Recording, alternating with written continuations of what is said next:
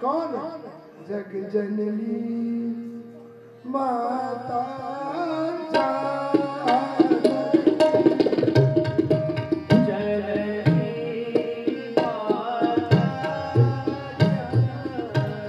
जानकी जय जननी माता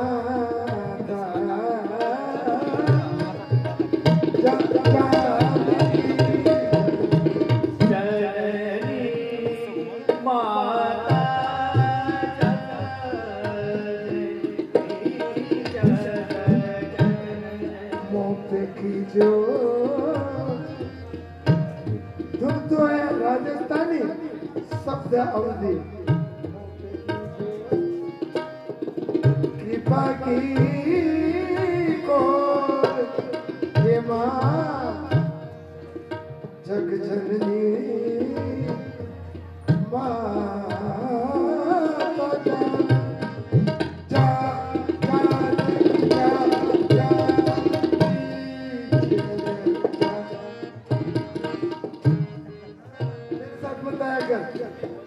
मैं गलत हूँ तो हूँ, तुम गलत मत हो। मैं तो गलती सुधार लूँ, तुम सुधारो न सुधारो।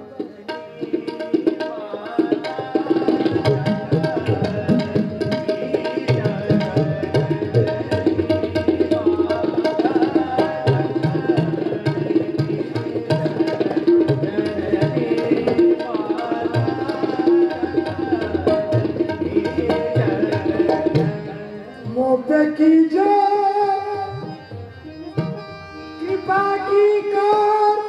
जग जननी जानकी की जय बोली, उस माली को फाटक खोलने की जरूरत नहीं पड़ी, फाटक खुल गई। क्योंकि जनक सुता जग जननी जानकी अतिशय प्रिय जय वो ये ताल है दीप चंदी। इस ताल का नाम है दीप चंदी। और मंगल गायन जब राजस्थान में होता है अधिकतर यही ताल गाई जाती है। जब बारात आती है तो भी यही गाती है। सहेलो सरायो लगी थारो सहेलो बात का फाटक खुल गया। दोनों राजकुमार प्रवेश कर रहे हैं। अब वो राजस्थान की मालिन छिपी हुई इस धुन को सुन रही है। इस राजस्थानी धुन को वो मालिन भी राजस्थान की थी, क्योंकि राजस्थान की मालिन प्रसिद्ध फिल्म में आ गई। मेरा नाम है चमेली में हूँ मालिन तो गई चली आई हूँ अकेली भी करने।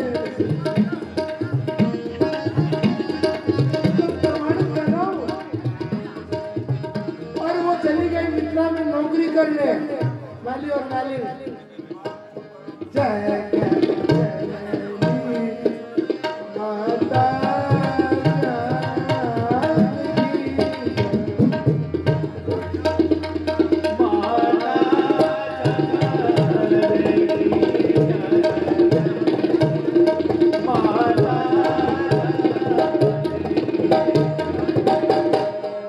बाग का फाटक खुला। दोनों राजकुमार प्रवेश कर रहे हैं। उनकी उस अलौकिक सुंदरता को देख करके मालिन स्तब्ध होकर के एक गेंदा और गुलाब के पुष्पों से कह रही है, पुष्पों से कह रही है। वो क्या कह रही है? अरे आप मेरी तरफ ध्यान दो तो चलता रहता संसार है। संसार का ध्यान देना ही नहीं, आसार है। आप तो मेरी तरफ देखो, आनंद आएगा।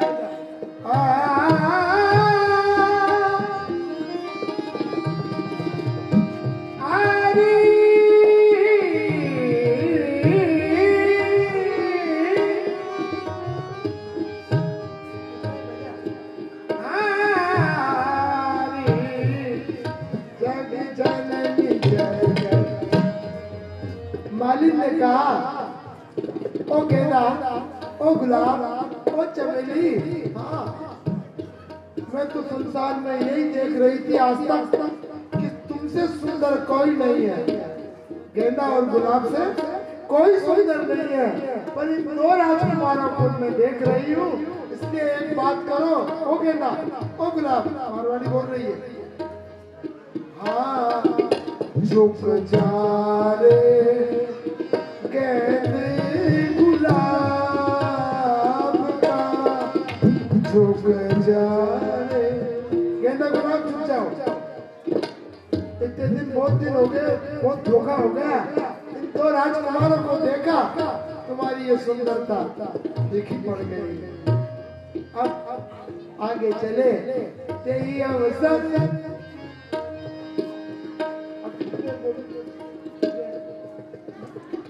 यही अवसर प्रिया प्रीतम का मानसिक मिलन करवा देता हूँ। इसके बाद अपनी बाड़ी को विराम दूंगा। सुबह से कार्यक्रम चले आ रहे हैं, पर मैं एक बात देखूं, मुझे बड़ा आनंद आया कि जिसके पट उत्सव पर, पाठोत्सव पर योग का दर्शन हुआ, तो मैं तो ये कहूँ, योग नहीं, ये तो हमारे महाराज जी का सुंदर संयोग है, सुयोग है, संयोग है, तभी तो आया योग है ना। आज दोनों प्रिया प्रीतम इस वाटिका में मिल रहे हैं। एक सखी ने कहा, पकड़ के क्या कर रही हो कि पार्वती की पूजा? अरे वो बाद में हो जाएगी, चलो देखो। किसको देखो? तो मैं देख के आई हूँ, उसको देखो। वो कैसे है? श्याम कोर की मिकाओ बखानी, मेरा अनयन जिना खोने। अब राजस्थान की 100 वर्ष पहले की धुन सुना रहा हूँ, यही सुना के बाणी को विराम दूंगा। हाँ, क्या?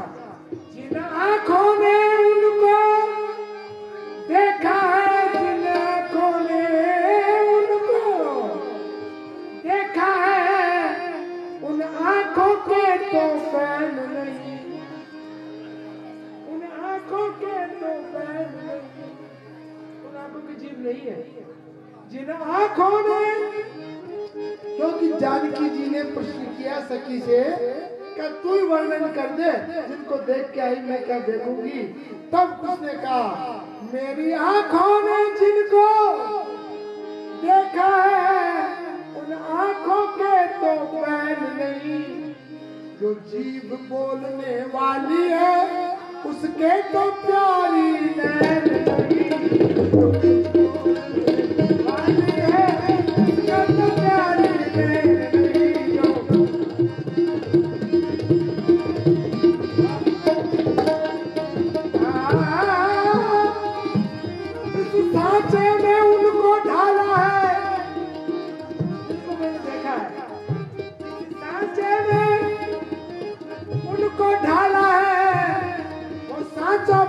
टूट गया, वो सांचा बनकर टूट गया। मैंने तो देखा जब से प्यारी, मेरा तो आपा छूट गया।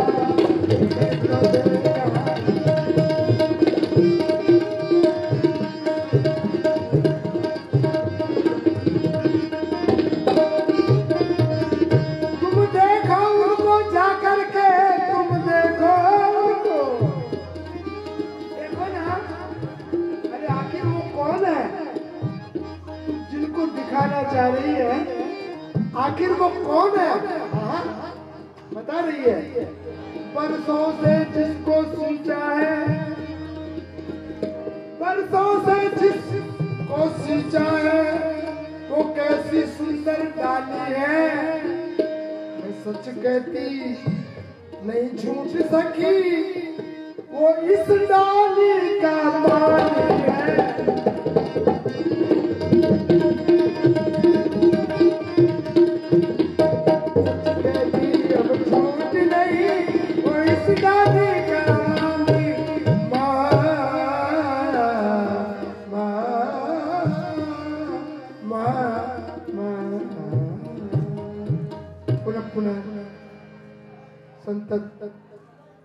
संत बंधुओं को, महाराज जी को हनुमानगढ़ी महाराज जी को।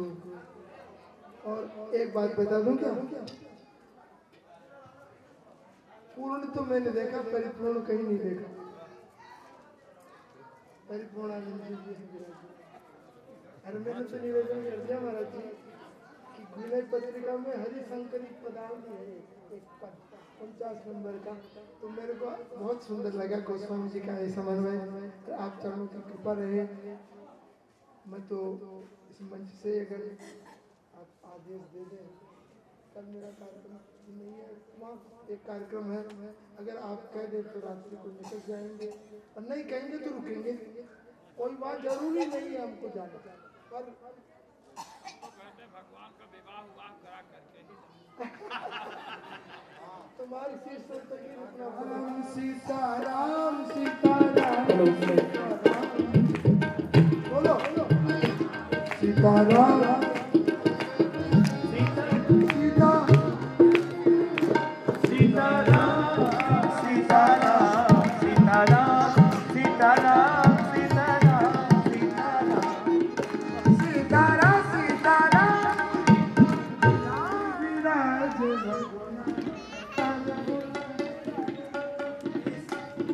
बुध विराज रघुनाथ। माणिक्यमौलीश्वर तारानायक शेखरां सिद्मुपीमापीन भक्षोरुहां पाणिभ्यां मणिगोणरत्नचषकं रक्तोत्पलं बिभ्रतीं सौम्यां रत्नघटस्थरक्तचरणां ध्यायेत् पराम् अम्बिकाम्। भगवान श्री रामचंद्र जी महाराज की लीलाओं की आधार, उनकी समस्त शक्तियों की मूलाधार है, जिनके प्रेम प्रवाह में निमज्जित होते हुए इस जगत के संपूर्ण प्राणी भगवान श्री राम के सानिध्य की कामना करते हैं, जो साक्षात भक्ति की शक्ति की स्वरूपा हैं और जिनका प्रादुर्भाव ही इस जगत के प्राणियों को वैकुंठ की राह दिखाने के लिए हुआ है। उस जगत जननी आदि शक्ति महाशक्ति पराशक्ति भगवती जानकी के श्री चरणों में प्रणाम अर्पण करता हूँ। प्रणाम अर्पण करता हूँ व्यासपीठ पर विराजमान परम श्रद्धेय महेश शर्मा जी को, अन्य सभी संत वृंद को मेरा नमन प्रणाम, और आप सब हरि भक्तों के श्री चरणों में मैं प्रणाम अर्पण करता हूँ। देखिए, भारत देश एक बड़ा ही अनूठा देश है, क्योंकि इस देश में जलमय तीर्थ ही तीर्थ नहीं होते, पत्थर की प्रतिमाओं में ही देवता वास नहीं करते। भारत भूमि एक ऐसी पवित्र भूमि है जहां पर संतों के रूप में देवता निवास करते हैं, और परम श्रद्धेय स्वामी सिया रामदास न्याय जी महाराज तो इसके जीते जागते प्रमाण है। क्योंकि जलमय तीर्थों का और पत्थर की प्रतिमाओं का एक बहुत लंबे समय तक सेवन किया जाए तो भी वे हमारे समस्त पापों का प्रक्षालन नहीं कर सकते, लेकिन घड़ी दो घड़ी भी यदि हम सच्चे संतों का सानिध्य प्राप्त कर सकें, उनकी सेवा कर सकें, तो वे हमारे समस्त पापों का प्रक्षालन कर देते हैं, क्योंकि वे हमारी भेद बुद्धि के विनाशक होते हैं। किसी भी वस्तु के साथ राग होने से भी संबंध जुड़ता है और द्वेष होने से भी संबंध जुड़ता है। राम अवतार में जिन ऋषियों ने, जिन मुनियों ने भगवान श्री राम के साथ स्नेह किया, उनका तो उद्धार हुआ ही, लेकिन जिसने द्वेष किया उनका भी उद्धार हुआ है। कृष्णावतार में जिन गोपियों ने, ग्वाल बालों ने, मैया यशोदा ने भगवान श्री राम के साथ स्नेह किया, उनका तो उद्धार हुआ ही, लेकिन उस पूतना को भी मां का दर्जा मिला। लेकिन जिसने न राग किया न द्वेष, उसका संबंध ईश्वर के साथ में नहीं रहा। इसलिए जब भी संसार की बातें आपको परेशान करें, राग द्वेष करके उनसे आगे निकलिए और अपने चित्त को अपने गुरुदेव के श्री चरणों में लगाइए। देखिए, वर्षा कैसे होती है ये आप सबको पता है। समुद्र का पानी सूर्य की तपन से बाष्पीभूत होता है, आकाश जाता है, बादल बनते हैं, बादल ऊपर बरसते हैं। यही बात विज्ञान भी कहता है। लेकिन जिसकी जितनी श्रद्धा होती है, लाभ भी उसको उतना ही मिलता है। होता तो वह समुद्र का खारा पानी है, लेकिन जब आकाश के जरिए बरसता है और इसकी एक बूंद गंगा जी में चली जाती है, फिर आदि शंकराचार्य जी लिखने के लिए बाध्य हो जाते हैं कि रोगम शोकम तापम पापम हर में भगवती कुमति कलापम। जब इसी समुद्र का खारा पानी आकाश के जरिए यमुना जी में गिरता है तो फिर आदि शंकराचार्य लिखते हैं कि धनो तो ये मनोमलम कलिंद नंदिनी सदा, हे कलिंद की कन्या आप हमारे मन के मल को धोएं। बाहरी मल तो कोई भी धो सकता है, मन के मल को धोने की बात यहाँ कही गई है। जब समुद्र का खारा पानी आकाश के जरिए नर्मदा जी जाता है तो आदि शंकराचार्य लिखते हैं कि त्वदीय पाद पंकजम नमामि देवी नर्मदे। लेकिन जब यही समुद्र का खारा पानी आकाश के जरिए किसी गंदे नाले में गिरता है तो फिर गंदे नाले में भी परिवर्तित हो जाता है। जिसकी जितनी श्रद्धा होगी गुरुदेव के श्री चरणों में, लाभ भी उसको उतना ही मिलेगा। इसलिए बहुत स्पष्ट तौर पे कहता हूं, आज मुझे सौभाग्य मिला पहली बार मिलने का, व्यासपीठ पर विराजमान शर्मा जी हैं। मैंने एक भावपूर्ण एक गीत उनको सुनाया, मुझे याद आ रहा है, मूलतः कवि हूं भाव से। एक गीत सुना करके मैं अपनी वाणी को विराम दूंगा। कितनी सुंदर, कल से ही परम श्रद्धेय शर्मा जी यहाँ पर सत्संग की धारा को बहा रहे हैं। मैंने एक गीत लिखा था, पावन सत्संग की धारा है, जो इस धारा में डूब गया उसको मिल गया किनारा है। पावन सत्संग की धारा है, जब डूबे इसमें पांच तत्व मानव की रचना होती है। जब डूबे इसमें सातों स्वर आलोक सर्जना होती है। जब डूबे इसमें शब्द शब्द गीतों के निर्झर बहते हैं। जब डूबे इसमें सातों स्वर संगीत सुरीले सजते हैं। ये धार सत्य शिव सुंदर है, पर बहती उर के अंदर है। एक बार गौर से देखो तो शब्दों को हृदय से छू लो तो पावन सत्संग की धारा है। जो इस धारा में डूब गया उसको मिल गया किनारा है। पावन सत्संग की धारा है। और देखिए, जब ये सत्संग की धारा आपके हृदय से निकल जाती है तो व्यक्ति के अंदर में क्या क्या परिवर्तन। इस धार में डूब कबीरा ने जो की त्यों चादर रख दीनी। इस धार में डूब बिहारी ने गागर में सागर भर दीनी। मीरा इसमें ऐसी डूबी विष में ही शाम नजर आए। और शबरी इसमें ऐसी डूबी श्री राम स्वयं चल कर आए। ये आरुणि की गुरु भक्ति में है, ये श्रवण की मात्र प्रति शक्ति में है। ये केवट की तो आस में है, ये सुदामा के विश्वास में है। ये द्रौपदी की अनुरक्ति में है, माँ अनसुईया की विरक्ति में है। ये छिलकों में विदुरानी के, आंसुओं में राधा रानी के। ये धार सत्य शिव सुंदर है, पर बहती उर के अंदर है। पावन सत्संग की धारा है, जो इस धारा में डूब गया उसको मिल गया किनारा है। पावन सत्संग की धारा है। इस जीवन में आप देखिएगा, तीन व्यक्ति आपके बड़े महत्वपूर्ण हैं। एक मां जो आपको जन्म देती है, संस्कार देती है। दूसरे एक गुरु जो आपको उस श्रेष्ठ व्यक्ति से, उस ईश्वर से साक्षात्कार कराता है। यानी मां, गुरु और ईश्वर का ये ताना बाना कैसा बना है, इस विषय को समझने की बात है।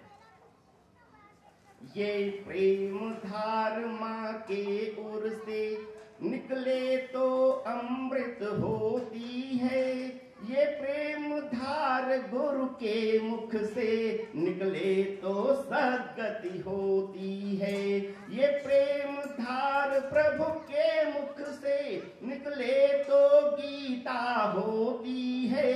माँ गुरु ईश्वर की कृपा मिले जीवन की शुभ गति होती है। जैसे एक सूर्य संपूर्ण जगत में उजियारा फैला देता है, एक गुरु का मंत्र हमारा अंधियारे को हर लेता है। एक बूंद सी पी में ढलकर बन जाती है सच्चा मोती, एक गुरु के वचन में झूठ से लड़ जाने की ताकत होती। घोर अमावस हट जाती, अज्ञान की बदरी छट जाती, अंतर मन इंद्रधनुष उभरे, क्यों फिरता मारा मारा है पावन सत्संग की धारा है। जो इस धारा में डूब गया उसको मिल गया किनारा है, पावन सत्संग की धारा है। यह कविता बड़ी लंबी है और यहां पर समय का अभाव है, इसलिए आधा ही सही। मुझे लगता है आप लोगों को आनंद आया होगा। और एक बात कहकर के अपनी वाणी को विराम दूंगा। देखिए, यह सत्संग है, ज्ञान है, यह ज्ञान की गंगाधारा है।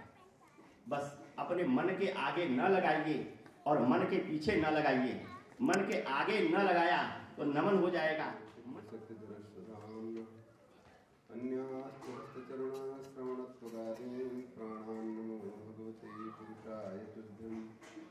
सीतानाथ समारंभां श्रीरामानन्दारमध्यमाम् अस्मदाचार्यपर्यन्तां वन्दे श्रीगुरुपरम्परां।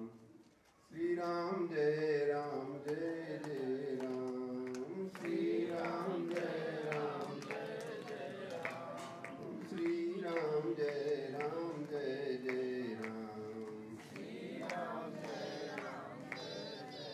बोले सीतारामचंद्र भगवान की, सर्वेश्वर श्री रघुनाथ जी महाराज की, श्री हनुमान जी महाराज की, संत समागम की, भक्त समागम की, ठाकुर जी के पाटोत्सव महोत्सव की।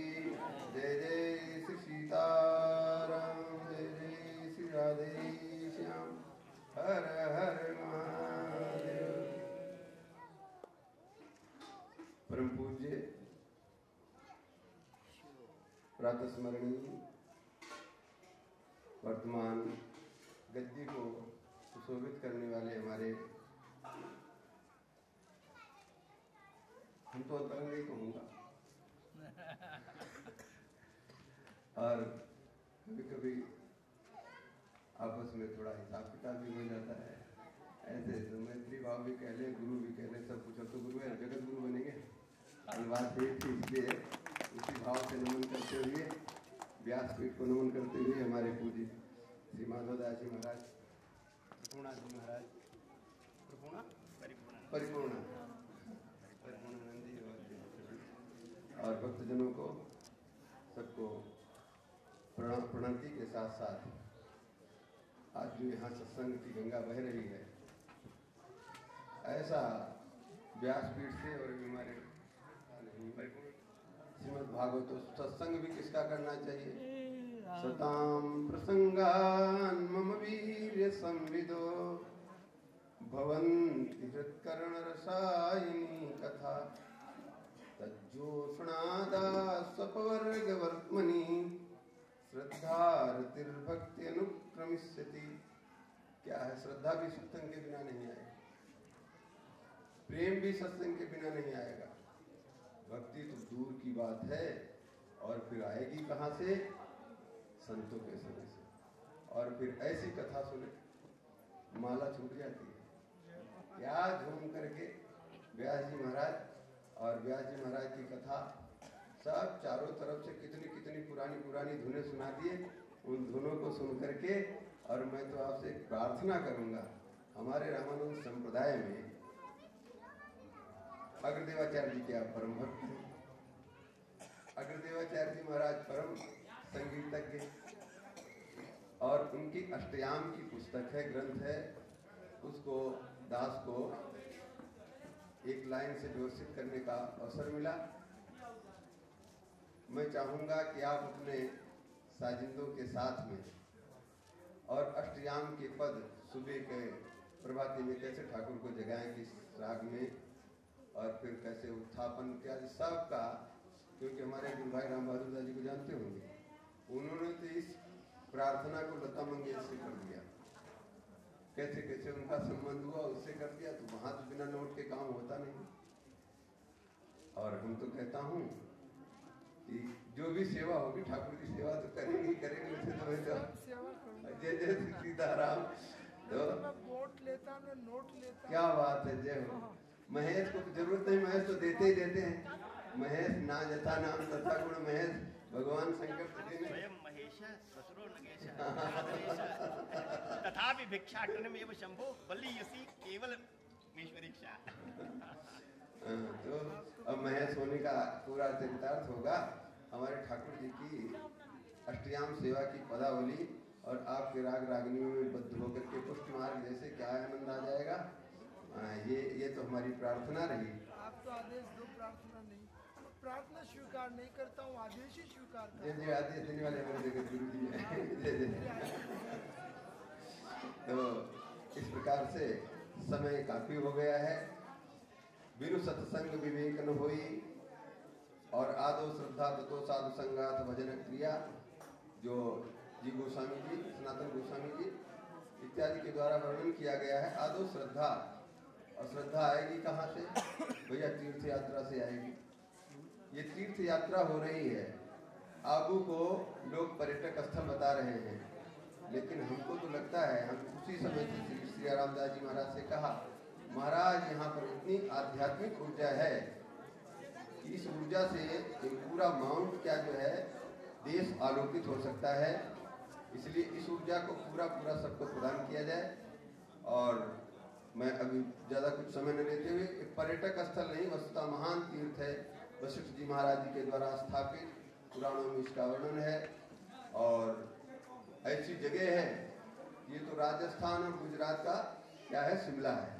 लोग शिमला में जाते और कहाँ जाते, ठंडी में विदेशों में जाते हैं, बिना पैसा खर्च के यहीं आ जाओ, रघुनाथ जी का दर्शन करो, और इस लोक की और परलोक की दोनों की स्थिति बनेगी, देखने का भी मिलेगा। तो ऐसे इस स्थल को क्या कहा जाए, दिव्य स्थल है। और यहाँ हम तो जब आऊँगा ना तो महाराज जी, ये झोपड़ी नहीं, हम देखा है झोपड़ी, अपनी गुफा देखा है कई, और गुफाएं और भी हैं, बहुत सारी इसमें गुफाएं हैं रघुनाथ जी मंदिर के उसमें। और जब साधक गण आएंगे तो निश्चित उन गुफाओं का भी उद्धार होगा और एक पुरानी परंपरा बनेगी। हमारी तो यही सब प्रार्थना है। देखो, बिना साधना के संत का भेष बना लेने से बात नहीं बनती है। साधना होगी तभी दूसरों के ऊपर अपनी बात का असर होगा, अन्यथा तो जो है फिर बाद में देखते हैं कि अच्छा चलो ये तो ऐसे हैं, हंस का भेष बना रखे हैं, काम क्या है उसमें, है ना, यदा कजाते हरिचक्रतस्त्र सख्यम विधत्ते बकंकग्रस्ते, तो बगुला और कंक और कीट जैसे भी जो है संत का भेष बना करके है मानव शरीर, परंतु उनका आचरण बगुला और गीध और चील जैसा है, और उनके चक्कर में फंसते हैं। बाद में पता हो पोल खुलने पे तो हटना ही पड़ता है। इसीलिए सच्चे संत तो साधना से, जिनके जीवन में साधुता है, साधना है, वही संत हैं। उन्हीं का संग करने से ठाकुर जी के चरणों में प्रीति होगी। अब हम पूज्य कुछ न कहते हुए वाणी को अपने यही सबको प्रणाम करते हुए और हमारे जो है श्री हनुमानगढ़ी के माधवदास जी महाराज जी की वाणी को आप सुने थे, और ये रामानंद संप्रदाय, श्री संप्रदाय, और श्री जी के बिना कुछ होता नहीं। आज देखे श्री जी की कल ठूक पैजनियाबाजी थी, आज श्री जी की कृपा से और राम जी मिथिलापुर चले गए, और फिर आगे ठाकुर जी के मिलन तो है, सब ठाकुर जी का सतत मिलन है। बोले श्री सीतारामचंद्र भगवान की जय। पूज्य श्री माधवदास जी। आत्मीयता अथवा दाम्पत्य है ना, वो अनपायी है, वो दुर्लभ है, कभी न छूटने वाला, सदा सदा के लिए एक है। वो देखने में दो भले हो सकते हैं, हमारे समझ में दो भले हो सकते हैं, वो तो एक ही है।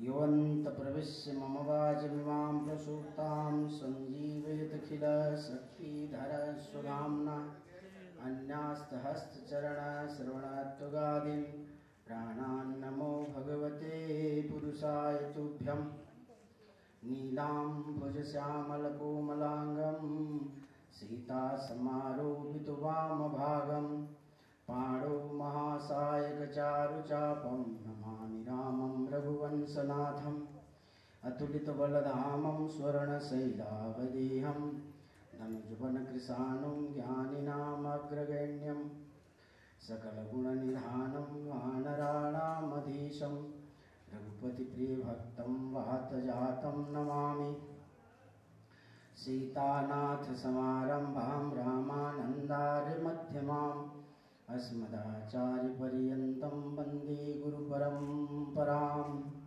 श्रीगुरुचरणसरोज निजमनमुकुरसुधारी वर्णो रघुवर विमल जस जोदायक बलचारी। दो बार भगवान का नाम ले। सीताराम सीताराम सीताराम सीताराम सीताराम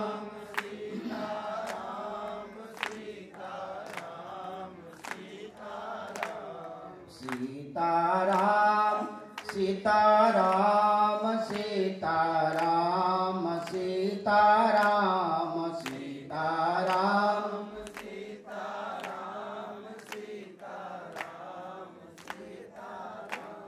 सीताराम सीताराम सीताराम सीताराम सीताराम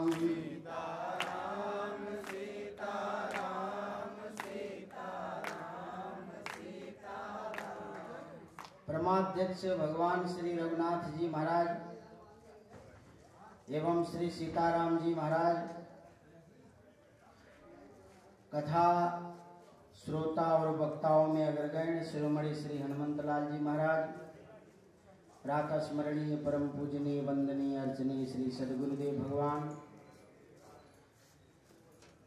संपूर्ण पूर्व आबू रघुनाथ मंदिर के पूर्वाचार्यगण, उनके पाठ महोत्सव के अवसर को नमन करते हुए वर्तमान में इस सिंहासन को सुशोभित करने वाले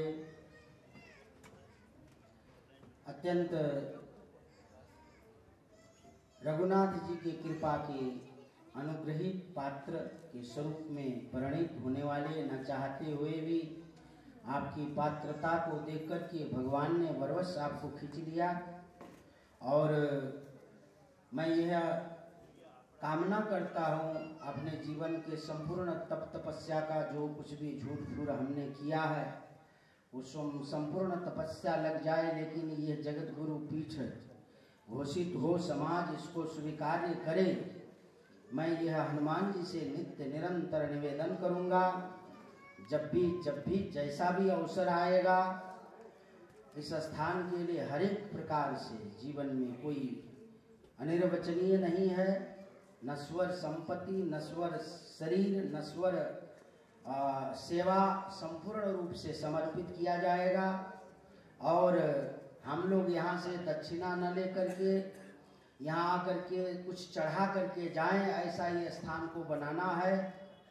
और जब हम गुरु पीठ बनाएंगे, जगत गुरु की स्थान बनाएंगे, तो हम दक्षिणा नहीं लेंगे, कुछ अर्पित करेंगे। यह स्थान बनाना अनिवार्य है। इसको बनाने के लिए मन वचन कर्म से समझना आवश्यक है।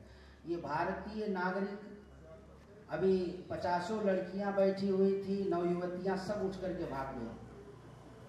जैसे महाराज जी जब तक कविता सुना रहे थे, परमानंद जी परिपूर्णानंद जी सुना रहे थे तो खूब सुन रही थी। जैसे महाराज जी ने वेदांत शुरू कर दिया, सबके छक्का छूट गया। समझ में नहीं आता है, इनको समझ में नहीं आता है, तो इनकी दोष नहीं है। आज जो कुछ भी यहाँ हुआ ये बहुत ही सराहनीय, अत्यंत प्रशंसनीय हुआ है। ये कथाएं बहुत अनंत युग से चल रहा है। महेश जी ने पंडित जी ने जो कथा कहा, कोई बहुत भारी बहादुरी की बात नहीं था उसमें। यहाँ बहुत कथावाचक हैं दुनिया में, कहने वाले सुखदेव सरीखे कथावाचक, व्यास सरीखे कथावाचक, हमारे यहाँ काकभूषुंडी सरीखे कथावाचक, पार्वती और सब शिव सरीखे सुनने सुनाने वाले, अकबलक भरद्वाज सरीखे कहने सुनने वाले। तो हम लोग तो आपका जो परिश्रम है, आपका जो एकदम बिल्कुल लय हो करके डूब करके जो कथा कहते हैं, मैंने तो सुरेश जी से कहा परिश्रम बहुत कर रहे हैं। मुझे हाय हाय लग रहा था, इतना परिश्रम क्यों कर रहे हैं, मुझे बहुत तकलीफ पहुंच रहा, अवस्था नहीं है, लेकिन इतना परिश्रम क्यों कर रहे हैं। मैंने वो लता जी से भी कहा, स्नेह जी से कहा परिश्रम बहुत कर रहे हैं, लेकिन कौन समझेगा, क्या समझेगा। संगीत तो है सामवेद, सामवेद को क्या समझेंगे ये सबको फिल्मी धुन में अभी गा दो, देखो नाचने लगे। बीच बीच में आपने दो चार थे जो शेर शायरियां सुनाई ना, सब समझ रहे थे, लेकिन जो करुणामयी भगवती की जो लीला आप सुना रहे थे, ये भी नहीं समझ में आ रहा था। क्यों?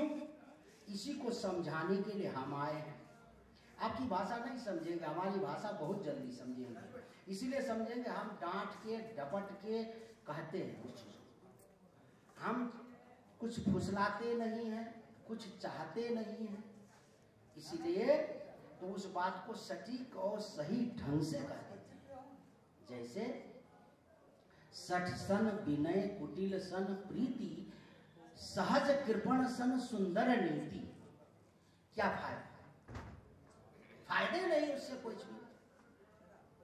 तो इसलिए इसको समझो ना, इस चौपाई को समझो बढ़िया से, गहराई में जाओ ना। गहराई में जाने के लिए जैसे कि बच्चों ने संस्कृत में इतना बढ़िया संभाषण किया और ये योग का इतना सुंदर दर्शन कराया, किसके प्रेरणा से। ये जब बचपन से पुष्ट हो जाएंगे, भर जाएंगे आगे चलते चलते, महाराज फिर क्या पूछना है। यही तो होंगे विश्व गुरु, यही तो होंगे भारत के, जो कहते हैं कि भारत सारे विश्व गुरु बनेगा। कौन बनेंगे? ऐसे ही लोग बनेंगे। ऐसे लोग नहीं बनेंगे बेल बॉटम पहन के और खड़े खड़े पेशाब करके पैंट में पूछ करके कहा कि जन्नत फिरदौस लगा के घूम रहे हैं। हाँ, इत्र होता है। अरे हमका एक मियाँ मुसलमानी भी जाती है अलगशंका करने के लिए, वो भी जल लेकर के जाती है। हमारे यहाँ बड़े बड़े पंडित लोग नहीं जाते हैं, हमारे यहाँ बड़े बड़े पंडिताइन लोग नहीं जाते। क्या मतलब हुआ? जब आपका शरीर ही शुद्ध नहीं है, आपका शरीर ही शुद्ध नहीं है, तो आपके दी हुई, आपके समर्पित की हुई वस्तु कहाँ से शुद्ध होगी? और शुद्ध नहीं होगा तो वो कैसे ग्रहण करेगा? जो हमको घिना लग रहा है, हमें बेकार लग रहा है आपकी दी हुई वस्तु, हम नहीं खाते हैं। कहते नहीं, हम गृहस्थों के, लुगाइयों के चूड़ी के, हमारे बैरागियों का था चूड़ी के धोवन खाने वाला, उस बैरागी का धिक्कार है, ऐसा ही बेइज्जती के भाव से देखते हैं। अरे मारो, कोई साधु है वो तो चूड़ी का धोवन खाने वाला है। तो कहने का मतलब आप माताओं की निंदा नहीं है इसमें, हमारे लिए योग्य नहीं है, हम नहीं खा सकते। तो किस लिए नहीं खा सकते हैं? हम नैष्ठिक हैं, संयमित हैं, हमने संकल्प लिया है। अब आपको थोड़ा सा कटु तो कह दिया, लेकिन सत्य कहा समझ लेना।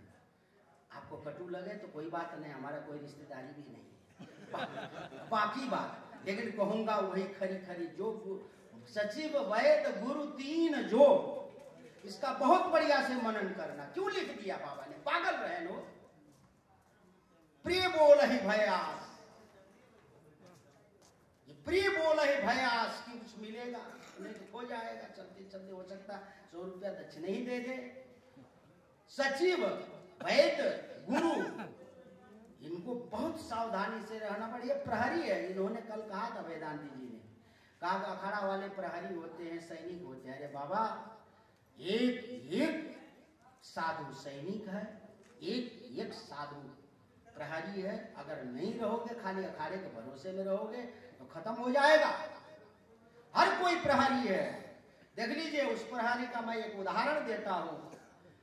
जगत रचैया ब्रह्मा जी को भगवान ने रचना करने के बाद में वेद तत्व और वेद सुपुर्द कर दिया, लेकिन सृष्टि करने में किम कर्तव्य विमूढ़ थे, सृष्टि नहीं कर पाए, सृष्टि नहीं हुई। तो महाराज माता पिता तो दुखित होता है, खिन्न होता है, गुरु खिन्न होता है जब अपना पुत्र अपना शिष्य सफल नहीं होता है। ये स्वाभाविक, भगवान खिन्न हो गए। भगवती किशोरी करुणामयी है, जगत जननी को दया आया, द्रवित हो गई। माताएं बहुत जल्दी द्रवित होती है। तत्काल गुरु दीक्षा राम जी से लिया, आपने को शिष्य बनाया, राम जी को गुरु बनाया।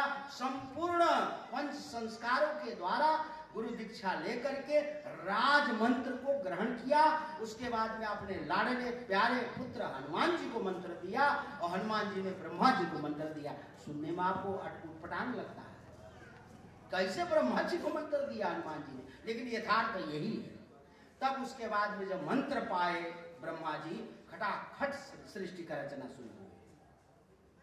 इसीलिए गोस्वामी जी ने बहुत सुंदर पंक्ति लिखा, छोटे में लिखा, गुरु बिनु भव निधि तरई न कोई, जो बिरंचि शंकर सम होई।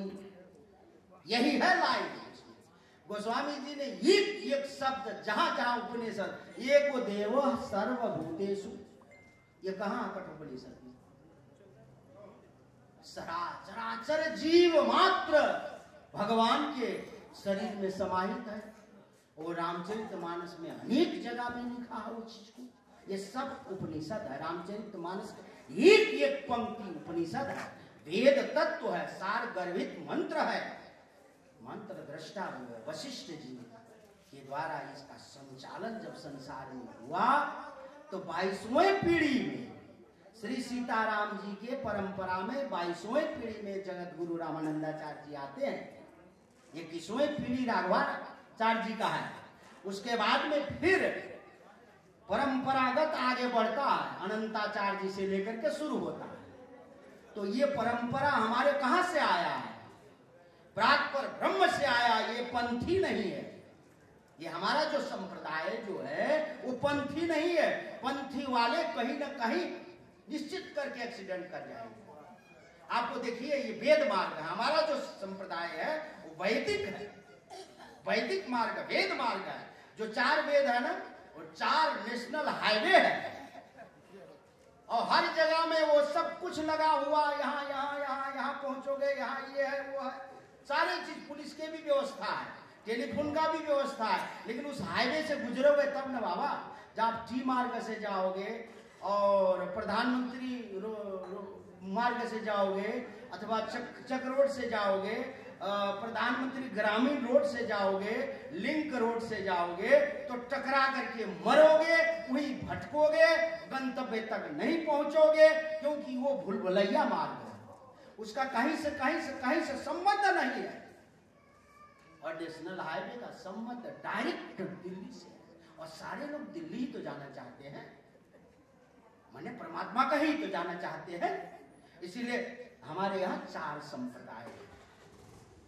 और ये जब तक माताएं नहीं समझोगी, छोटे छोटे बच्चे नहीं समझेंगे, विद्यार्थी नहीं समझेंगे ये सदुपकड़ी, ये वैदिक धर्म, ये वैदिक परंपरा नहीं समझेंगे, तब फिर कब तक ये कथा भाव। महाराज कहा ना कि हमको हाय हाय लग रहा था आपकी कथा पर, बहुत कष्ट हो रहा था जब आप जी जान लगा करके झूम के गा रहे थे।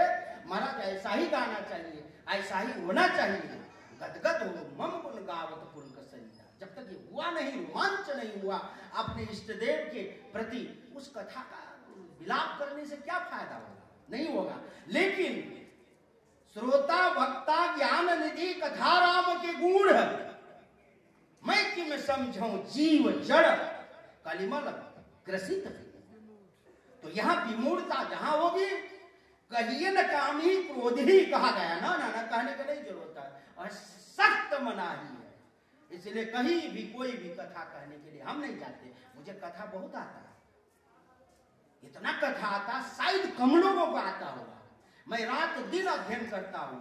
आपके यहाँ महामंडलेश्वर बनते हैं, आपके संप्रदाय में, महामंडलेश्वर का अर्थ अगर मैं पूछूं तो मुश्किल में पड़ जाएंगे लोग, क्योंकि इनका मनुस्मृति में अध्ययन नहीं, इनका महाभारत में अध्ययन नहीं है, इनका वाल्मीकि में अध्ययन नहीं है। महामंडलेश्वर का अर्थ जानेंगे तो कैसे जानेंगे? हर कोई महामंडलेश्वर लिखता है, हर कोई महामंडलेश्वर लिखता। महामंडलेश्वर का अर्थ होता क्या है? तो ये हक्का बक्का मंच छोड़ के भाग जाते हैं। क्यों भाग जाते हैं?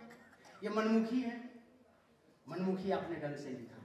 और हमारे यहाँ वैष्णव में सब महामंडलेश्वर लिखने लगे। हमारे यहाँ वैष्णव में महामंडलेश्वर लिखा ही नहीं जाता था, कभी श्री महंत लिखा जाता था, सन्यासियों में लिखा जाता था महामंडलेश्वर।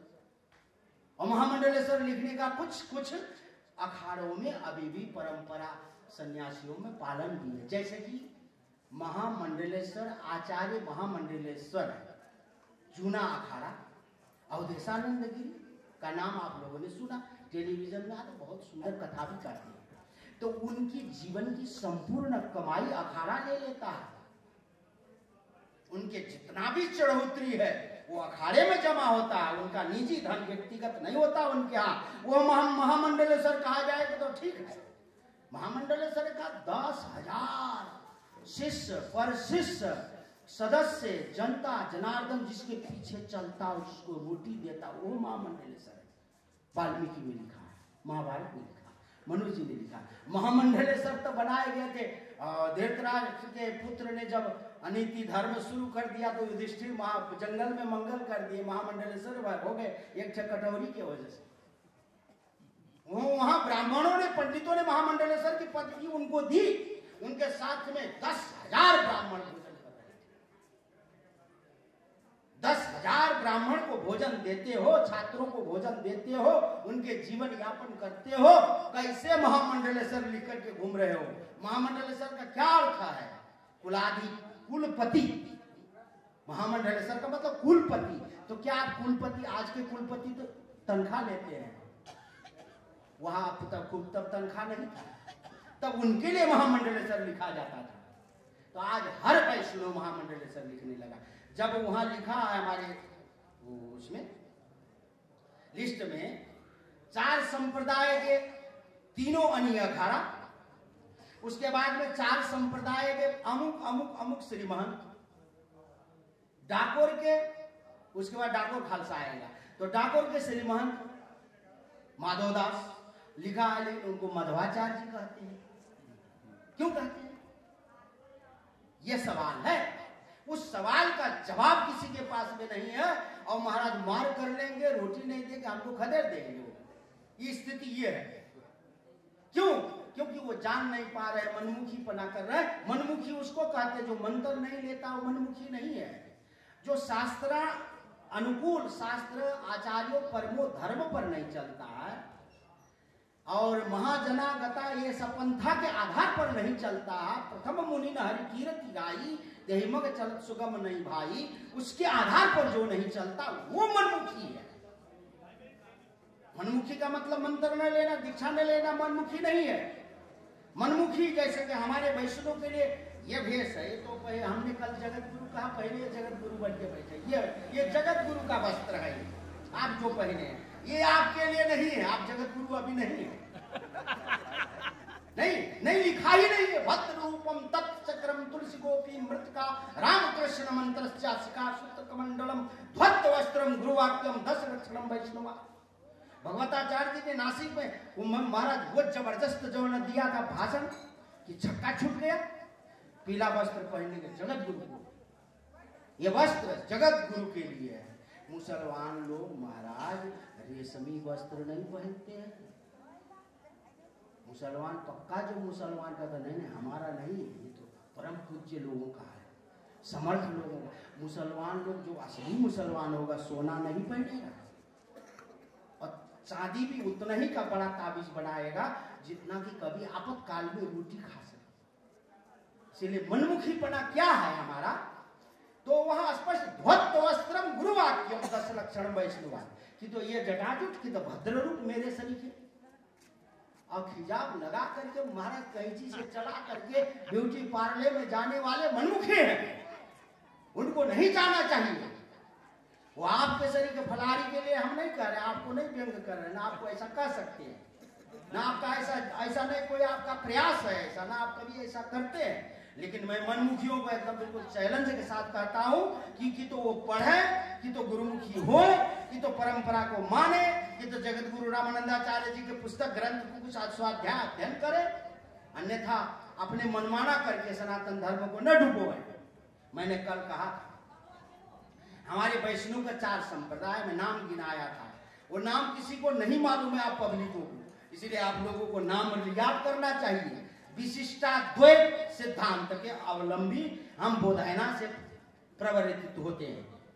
और दूसरा द्वैत है जो कि गौड़िया और विष्णु स्वामी में आते हैं, तो वो क्या है? शुद्धाद्वैत है। द्वैत शुद्धाद्वैत और केवलाद्वैत निम्बार्की होते हैं।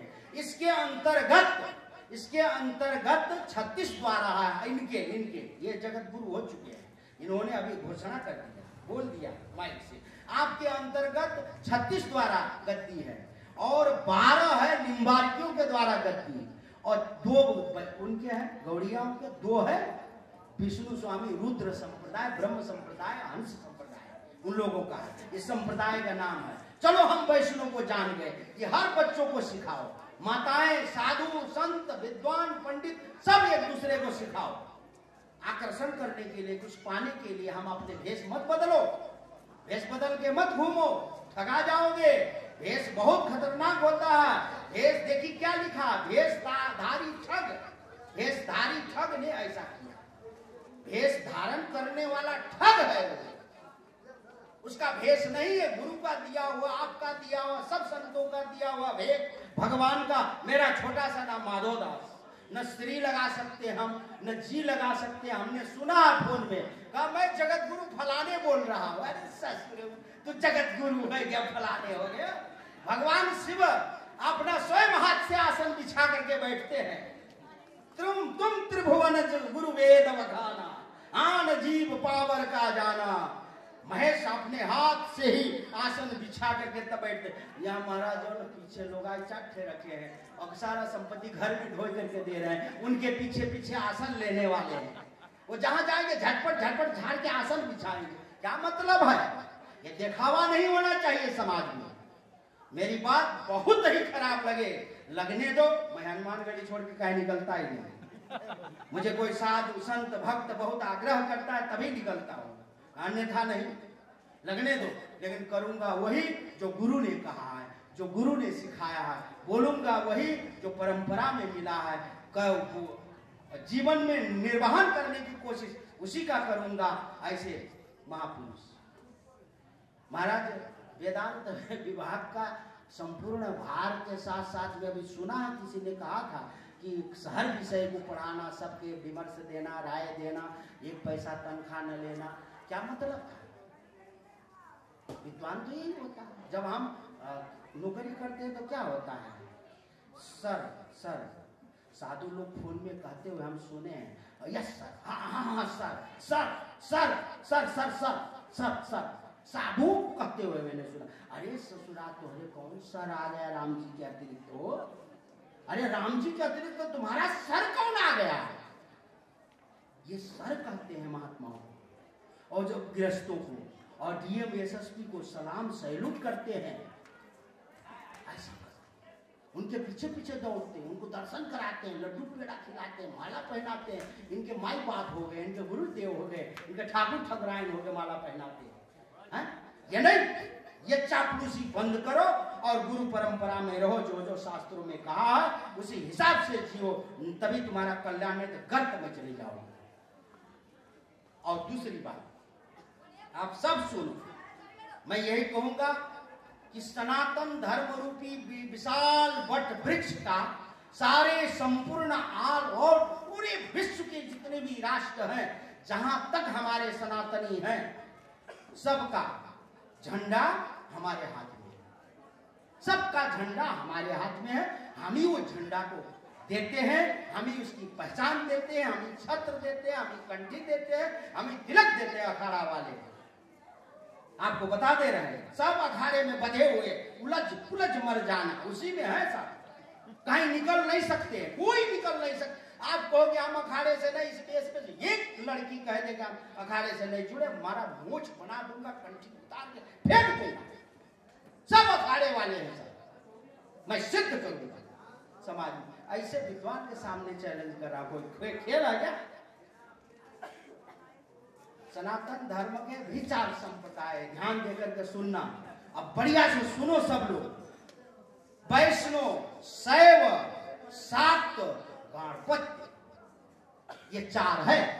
इसी में संसार उलझा है कि नहीं उलझा है? और इसी में 13 अखाड़े हैं, 13 अखाड़े हैं इसी में, सब अपने अपने अखाड़े से। ये आप किसी अखाड़े से संबंधित है? कौन अखाड़े से है? आपको नहीं मालूम है?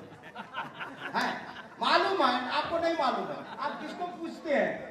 किसको पूछते हैं? भगवती को पूछते हैं, भाई अम्बा अम्बा कर रहे हैं क्या? शाक्त तो है आप, भगवती पूजने वाले, वो अखाड़े के अंतर्गत हैं। और इसीलिए ये 13 अखाड़े बने हैं, उसमें सब झंडा होने के। तिलक किसने दिया है? अखाड़े ने दिया है। ये तिलक किसने दिया? अखाड़े ने दिया। ये कंठी किसने दिया? अखाड़े ने दिया। ये बहन बेटियों को जो हम तिलक लगाते किसने दिया? अखाड़े ने दिया। उसको पहचानने की खाली कोशिश करिए। आप नहीं, आप जानते ही नहीं, इसके लिए कह दिए नहीं। लेकिन मेरे प्यारे लल्ला, ऐसा हो ही नहीं सकता है। नहीं हो तो वही। अरे ब्रह्म से आप अलग हैं, परमात्मा से आप अलग हैं। मूल है परमात्मा वो जो मैं बोल रहा हूं। अखाड़ा हमारे बनाया नहीं है, राम जी ने बनाया। तीनों आनी प्रभु कटक बुलावा। आप आनी हमने बनाया था, जगत गुरु शंकराचार्य ने बनाया था अखाड़ा। आज जगत गुरु भगवान राघवंश रघुवंश मणि सर्वेश्वर राम ने बनाया था अखाड़ा। इसीलिए वो हमारा नहीं। इसीलिए मैंने पहले कहा था, वेद मार्गी है और नेशनल हाईवे है। हम परमात्मा से आए हैं, हम आसाराम बापू के खानदान के नहीं हैं। हाँ, हम आज के गुरु पाठ के चेला नहीं है, आज बने सुबेरे अकेला नहीं है।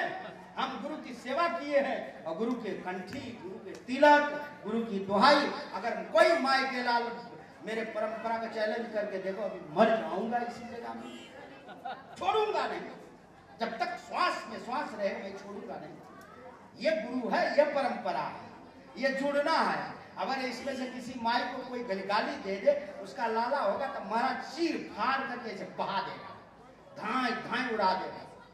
ये है भक्ति। भक्ति के लिए ये 4 संप्रदाय में वैष्णव, शैव, शाक्त, गणपति, ये गणेश को मानने वाले, शक्ति को उपासना करने वाले और भगवान शिव की उपासना करने वाले यही हैं। इसमें से जूना, अग्नि, आवाहन गिन लीजिएगा।